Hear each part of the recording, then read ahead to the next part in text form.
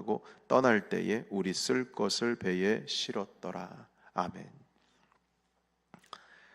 그 바울과 276명을 태운 그 배가 무역선인데 무리하게 항해를 하다가 유라굴로 광풍을 만나게 되었습니다. 그리고 무역선에 있었던 대부분의 무거운 것들, 특별히 이제 곡물들, 그것들이 다 배 밖에 던져졌고요. 이렇게 바울과 일행이 한 14일 정도 먹지도 못하고 깜깜한 어둠 속, 그러니까 뭐 워낙 폭풍이 심해서 한 번 불고 바람이 불고 그냥 끝나는 것이 아니라 계속 어둠 가운데 갇혀서 빛을 보지를 못하고 먹지도 못하고 배에 갇혀 있게 되었습니다. 겨우 구사일생으로 육지를 발견해서 이제 살아남게 됐는데, 그렇게 발견한 곳이 오늘 1절 보시게 되면 멜리데라 하는 그런 섬에 이제 들어오게 되었습니다. 그런데 이 섬에 있었던 원주민들이 이제 배가 뭐 파선까지는 안 되었어도 고생을 한 이분들, 뭐 배에 먹을 것도 아무것도 없고 다 뭐 물에 빠진 생쥐 마냥 그저 물을 이제 헤엄쳐서 건너온 것입니다. 왜냐하면은 그 배가 크다 보니까 더 안쪽으로 오게 되면 암초에 부딪힐 것 같아서 멀리 두고 이제 오게 된 것이죠. 그래서 이 사람들에 대해서 이제 동정을 했다, 이렇게 2절에 기록을 하고 있습니다. 먹을 것도 없고, 그리고 겨울이 다가오기 때문에 이미 바닷물 온도가 참 춥습니다. 다 젖고 몸에 젖고 춥고, 그래서 뭔가 이들에게 필요한 것이 있었겠죠. 그래서 감사하게도 원주민들이 나와서 불을 피워주고 먹을 것을 갖다주고 영접했습니다. 그러나 감사함도 잠시입니다. 바울 사도께서 땔감 한 몽퉁이를 불에다가 던졌는데 그 불에 던지니까 갑자기 그 안에 숨어 있었던 독사가 깜짝 놀라가지고 나와서 바울의 손을 물었습니다. 원주민들이 그 바울의 손에 뱀이 물려가지고 대롱대롱 매달려 있는 걸 보게 되었어요. 깜짝 놀라면서 야, 이 사람이 살인자가 맞구나. 살인자가 맞구나. 바다에서는 구원받았는지 몰라도 결국 이 사람이 한 일 때문에 여기서 이렇게 죽는구나. 자, 이렇게 말을 했습니다. 그러니까 여러분, 이 내용을 읽을 때 전 그런 생각이 나더라고요. 살인자가 맞다. 왜 이런 말을 할까? 그때 당시에 276명 중에 대부분의 사람들이 이제 죄수들이었는데, 여러분 그 제가 영화 보니까 그런 드라마나 뭐 이런 내용들이 있더라고요. 감옥에서는 다 할 말이 있다고, 뭐 쇼생크 탈출이라고 하는 그 영화도, 옛날 90년대 영화도 보시게 되면 다 이유가 있어서 들어왔고, 여기 있는 사람들이 유죄인 사람 한 명도 없다고, 우리들 안에선 다 무죄라고, 이유가 있으니까 들어왔다는 거죠. 그런데 다 억울함 가지고 들어온 사람들이다.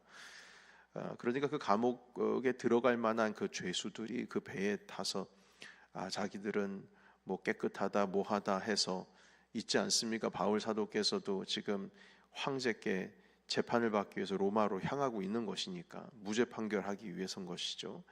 물론 복음을 전하기 위한 것이기도 합니다. 그런데 이 일 때문에 결국 죽게 되는구나, 자기가 한 일 때문에 죽게 된다, 이렇게 바울 사도가 진짜 이 사람은 죄인이 맞다, 이렇게 얘기를 한 거죠. 그런데 놀랍게도 시간이 지났는데 바울이 안 죽습니다. 그래서 이들이 깜짝 놀라서 엉뚱한 말을 합니다. 이 사람은 정말 신이 맞다. 여러분, 이 사람은 정말 살인자가 맞다 해서 이 사람은 정말 신이 맞다.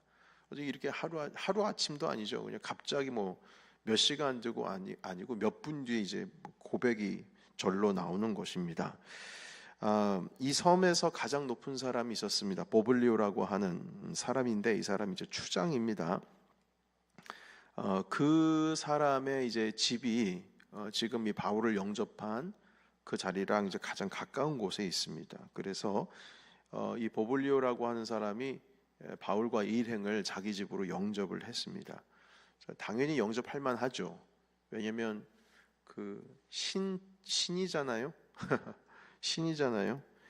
그 사람들은 그렇게 생각을 했죠. 그런데 바울은 아무리 아니라고, 여기서 뭐 아니라고 말하는 장면은 없지만 바울 사도께서 전도 여행 중에 병 고치는 일들이 일어나니까 신이라고 그래가지고 뭐 누가 헤르메스다, 누구는 그 바나바와 같이 여행 가운데 있어서 신이라고 그러니까 자기 옷을 찢으면서 아니라고 그러셨잖아요. 당연히 여기서도 그러셨겠죠. 그런데 아무리 아니라고 해도 그 사람들은 바울을 극진히 모셨을 겁니다. 왜냐하면 죽어야 되는데 살아나는 사람이니까 뭔가 신의 은총이 이 사람에게 임한 게 아니냐 해서 극진히 대접을 하는데요. 이 보블리오 집에 머무는 동안에 이 아버지가 그 열병과 이질에 걸렸습니다. 심하게 열을 앓고 있는데 바울이 그 집에 들어가서 그 부친의 머리에 안수를 했는데 그 자리에서 나아버렸습니다.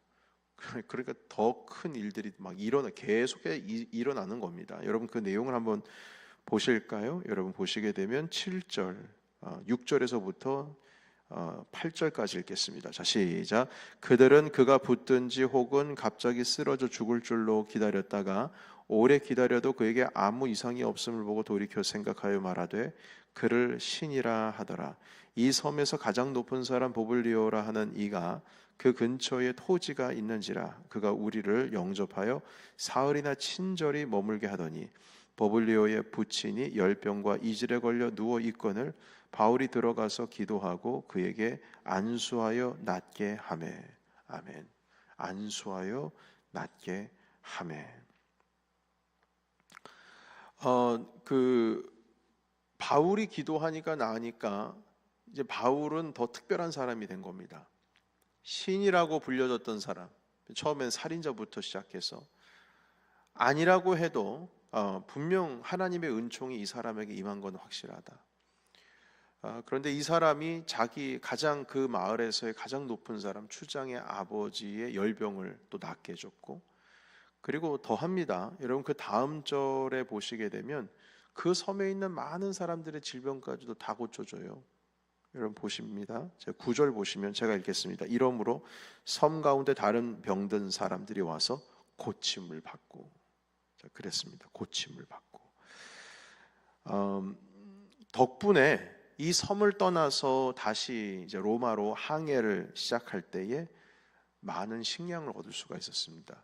지금까지 식량 다 바다에다 버렸는데 그 식량 다 얻고 또한 쓸 것도 다 얻고 해서 후한 대접을 받고 그 멜리데 섬을 이제 나오고 로마로 향하게 되었습니다.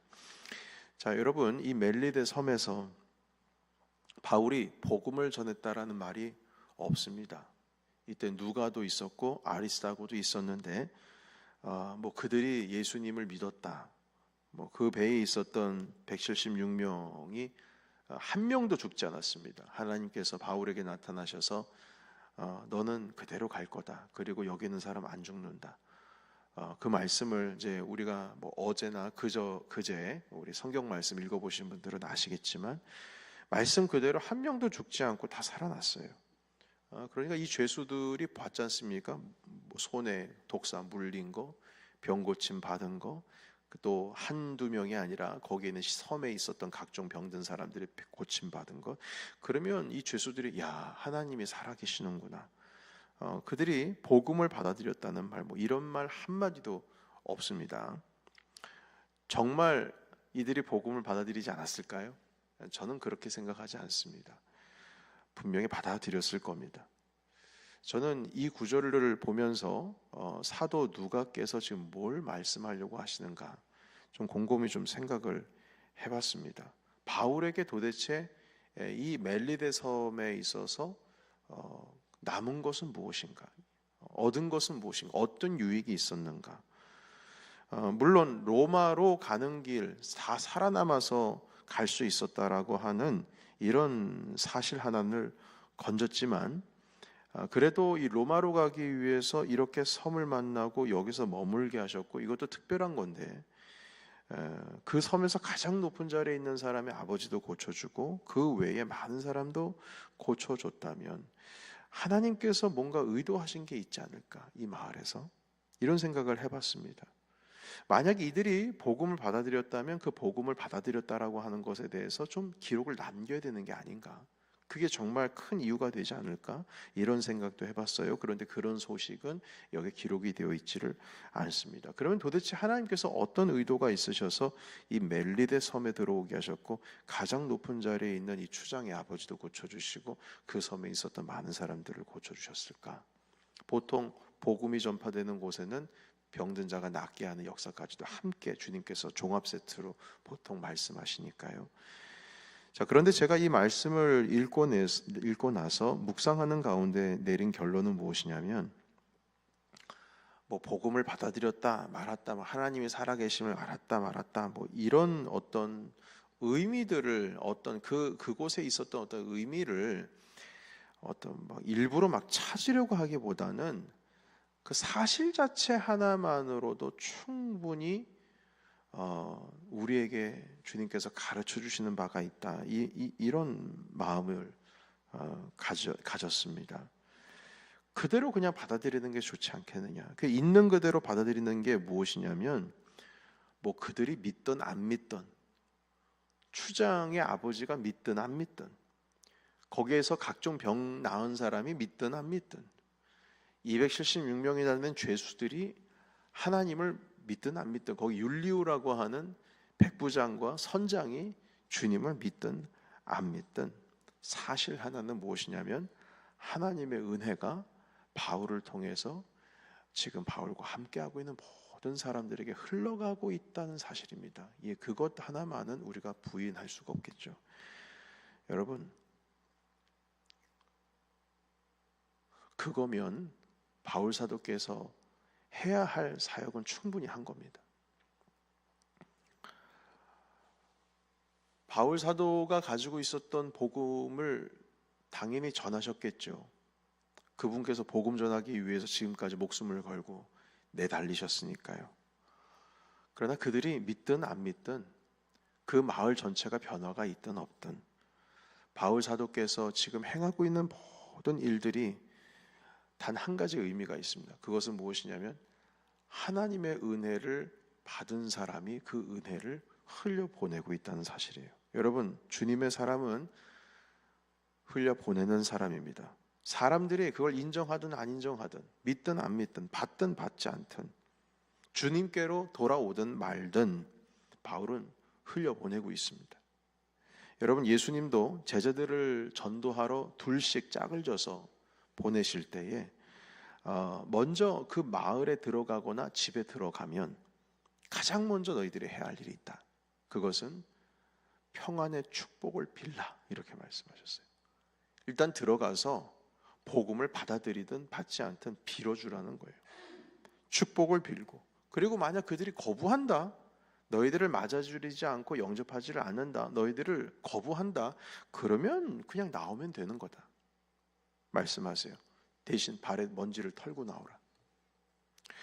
여러분, 축복을 일단 빌어주라는 거예요. 평안을 빌어주라, 축복을 빌어주라입니다. 여러분, 그리스도인들은 무슨 조건 보고, 야, 너 믿으면 내가 이거 해줄게, 믿으면 이거 해줄게, 이렇게 조건 보고 은혜를 흘려보내는 사람이 아니라, 우리가 하나님께로부터 받은 좋은 것들은 주님께서 나에게 거저 주었으니 그것을 조건 없이 흘려보내는 사람들입니다.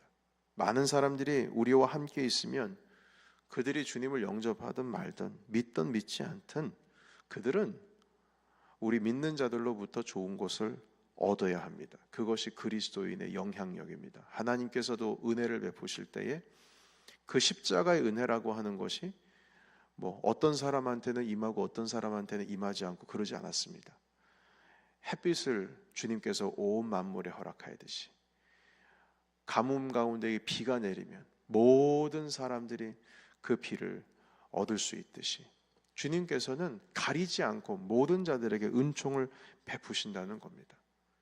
믿든 믿지 않든, 조건을 걸고 이렇게 하면 내가 이렇게 해줄게, 그것이 아니라 주님께서 우리에게 주신 복음과 우리에게 허락하여 주신 복과 우리에게 허락하여 주신, 하나님께서 특별히 우리에게 각자 한 사람 한 사람에게 주신 그것은 많은 사람들에게 흘려보내야 할 조건 없는 그리스도인들의 영향력입니다. 분명히 바울을 만난 그 섬 사람들은, 그리고 바울과 누가와 아리스다고 이 3명 그 외에도 다른 분들도 분명히 있을 것이라고 생각이 되어지는데, 이 사람들에게 이 죄수들뿐만 아니라 그 마을에 있었던 사람들은 좋은 감정을 다 가지고 있었을 거예요. 아, 이 사람이 우리 마을에 들어와서 우리가 복받았구나. 그리고 그것이 나중에 이분들이 주님의 복음을 받아들이는 데 큰 역할이 되었을 것입니다. 여러분, 복음 전하는 사람이 바울 한 사람뿐입니까? 유대로부터 예수 그리스도 복음을 전한 사람들은 많은 사람들이 있었어요.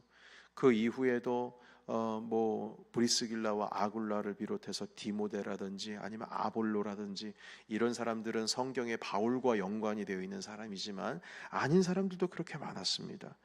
이 많은 사람들이 선교하며 복음을 전할 때에 바울이 지나갔던 그 자리, 그들이 지나갔던 자리, 모든 자리 가운데에 주님께서 허락해 주신 은혜, 조건 없이 흘려보내는 그 은혜로 인하여서 좋은 감정들을 가지고 있을 거예요. 이게 정말 하나님의 복음을 받아들이는데 큰 역할이 됩니다. 중요한 것은 하나님의 사랑이 우리를 통해서 흘러간다는 거예요.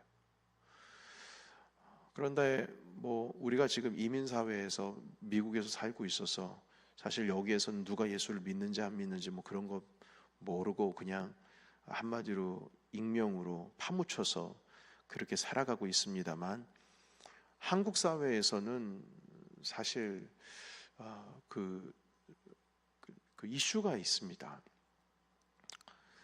그것은 예수 믿는 사람들이 더 한다는 거예요. 그리고 교회 다닌다라고 하는 것이 부끄러운 일이 돼버렸습니다. 팬데믹 코비드 지나면서 한국 교회가 가지고 있는 어떤 선한 영향력이 있는데, 그 선한 영향력이 다 희한하게 다 파묻혀 버렸습니다. 그러니까 이 그럴까요? 이 교회가 어떻게 이렇게 되었을까? 여러분, 제가 신학대학원 들어갈 때에 논문 논술 준비하기 위해서 여러 신문들 스크랩해가지고 공부를 한 적이 있었습니다. 그런데 그 스크랩한 것 중에 제가 좀 놀라운 거 발견한 사실은 한국에서 3대 종파, 천주교, 기독교 그리고 불교에서 그 불교 중에 가장 사회봉사적인 그 사업과 일들을 감당하고 있는 종파가 무엇일까? 재정 투입하는 것부터 해서 인력 투입하는 거 해서 사회에 도움을 주는, 그러니까 무슨 어떤 위탁시설이라든지 아니면 못 먹는 사람들, 이런 사람들 도와주는 어떤 그 모든 전반에 걸쳐서 복지 관련돼서 사회봉사의 임무를 다하는 그 사명을 다하는 종파가 무엇일까라고 했을 때 여러분, 어느 종파일 것 같습니까? 저는 천주교가 아닐까 이런 생각을 했었거든요. 그런데 그 스크랩을 다 읽어보니까요, 기독교인데요, 그것도 월등히 높습니다. 월등히 높아요. 그런데 이런 선한 영향을 미치고 있는데 갑자기 한 10여 년 사이에 한국 교회의 상태가 아주 안 좋아졌습니다. 그 이유가 무엇일까라고 했을 때, 교회는 교회로서 열심히 봉사하고 사역은 합니다만 그 사회에서 일일이 한 사람 한 사람 만나는 1대1의 관계 속에서는 전혀 영향력이 미쳐지지가 않는 겁니다. 한마디로 믿는 사람이 더한다. 뿐만 아니라 한국 교회 가운데 있어서 정치적인 이슈들도 많이 있고, 그리고 목사들의 일탈 행위도 많이 있지만, 그럼에도 불구하고 성도들이 일상생활에서 살아가고 있는 그 삶 가운데에서 이런 선한 영향력이라고 하는 것을 가지고 있지 못하기 때문에 결국에는 무너져 내려가고 있는 겁니다. 여러분, 우리는 주님께서 우리에게 주신 것이 제가 지금 말씀드리는 것이 물질적인 영향력만 지금 말씀을 드리는 것이 아닙니다. 하나님께서 우리에게 복음을 주셨으면, 그리고 우리 안에 성령이 있으면 우리는 내면적으로 선한 성품을 가질 수밖에 없습니다. 여러분, 아무리 복음이라고 하는 모든 죄를 도말시키는 아주 날선 검과 같은 복음이 있다고 할지라도 그 날선 검과 같은 복음을 담고 있는 훌륭한 칼집이 없으면 그 칼은 사용하기가 참 어렵습니다. 여러분, 이순신 장군에게는 칼도 있었지만 칼집도 있었어요. 만약 칼집이 없이 그걸 옆구리에 차가지고 달고 다니면 허벅지 다 베입니다. 주변에 있는 사람들, 가까이 오는 사람들은 다 베어요. 칼집이 있어야 됩니다. 다시 말해서 우리가 참된 복음을 가지고 있으면 거기에 합당한 우리의 성품도 있어야 돼요. 여러분, 아무리 복음이 날선 검이면 뭐 합니까? 칼집이 없으면요, 자칫 잘못하면 다 난도질하고 다니는 거예요. 여러분, 우리의 삶 가운데에 이 선한 영향력이라고 하는 것에 대해서 우리는 곰곰이 좀 생각을 해봐야 될 것입니다. 악한 것을 흘려보내는 것이 아니라 선한 것을 흘려보내야 합니다. 하나님의 사람은 그렇습니다. 바울도 오늘 그랬습니다. 배에 탄 사람들 중에 대부분은 죄인이었고 그들 중엔 살인자들도 있었고 못된 일을 한 사람들도 있었습니다. 그러나 하나님은 276명 한 명도 놓치지 않고 다 살리셨습니다. 죄인들입니다. 살인자들입니다. 다 살리셨어요. 그들이 바울에게 일어난 모든 것들을 다 목격했습니다. 여러분, 아무리 좋은 복음을 준다고 할지라도 그 복음을 지니고 있는 사람이 선한 영향력을 끼칠 수 있는 사람이 아니라 날카로움을 전할 수 있는 사람이라면 그 복음은 갖다 줘도 안 먹습니다. 안 먹어요. 그걸 누가 먹습니까? 나에게 상처 주고 나에게 아픔을 주는 사람이 옛다 먹어라, 복음이다, 이 복음을 안 받아들이면 지옥 가는 거야, 아무리 그렇게 얘기를 해도 안 받아들입니다. 그러나 내가 복음을 제시하지 않아도 오늘 사도 바울이 허락해 주신 말씀처럼, 아니 누가 사도께서 주신 말씀처럼 바울이 선한 영향력을 계속 끼치는 가운데에 그들은 이렇게 바뀔 거예요. 그렇다면 당신이 믿는 예수를 나도 믿고 싶다. 제가 한국의 부교육자로 있을 때에 제 담당 교구에 한 남자 집사님이 계셨는데 그 집사님이 저에게 한 이야기를 해주셨어요. 교회에 한 분을 데리고 오셨는데 바로 길 건너편에 계시는 그 업체의 사장님이라는 거예요. 그런데 예수님 믿지 않는 사람을 데리고 와서 어떤 일이 있었냐고 여쭤보니까 이 집사님이요, 아침마다 그 마당을 쓰는데, 그 업체 마당을 쓰는데 그 앞집까지 다 쓸어주는 거예요. 다 쓸어주는 거, 매일같이 쓸어주는 겁니다. 그 업체 사장님이 아유 감사합니다, 근데 안 하셔도 됩니다, 괜찮습니다. 그래도 자기가 일단 쓸었으면 그 주변은 다 쓰는 거예요. 그러니까 이게 뭐 한두 번도 아니고 계속되니까 그 업체 사장님이 이 집사님을 아주 좋게 보셨나 봐요. 그리고 하시는 말씀이 뭐냐면 이렇게 뭐 한두 번도 아니고 계속 하시고 어떻게 뭐 하시냐고, 뭐 하시는 분이시냐고 그러면서 저는 이렇게 하고요. 저는 또 예수님 믿는 사람입니다. 그러니까요, 이 사장님이 하시는 말씀이 당신이 예수님 믿는 사람이냐고, 그럼 당신이 믿는 예수를 나도 한번 믿어보고 싶다고 해서 교회 데리고 왔다는 거 아닙니까? 그러니까 여러분, 이게 선한 영향력이에요. 오늘 있는 말씀 가운데 복음 전했다라는 말 저는 발견을 못했습니다. 그러나 여러분, 그들은 알고 있습니다. 하나님이 적어도 사도 바울이라는 사람을 통해서 주님을 바라보고 있는 거예요. 바울이 창문이 되고 있는 겁니다. 창문이 되고 있는 거예요. 그를 통하여서 주님을 바라보시는 것이죠.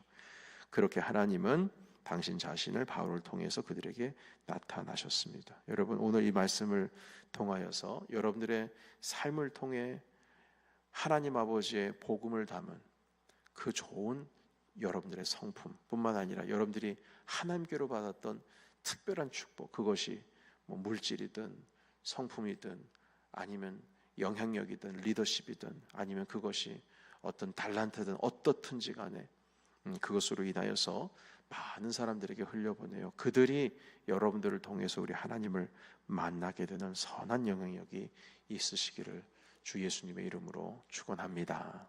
아멘. 기도하겠습니다.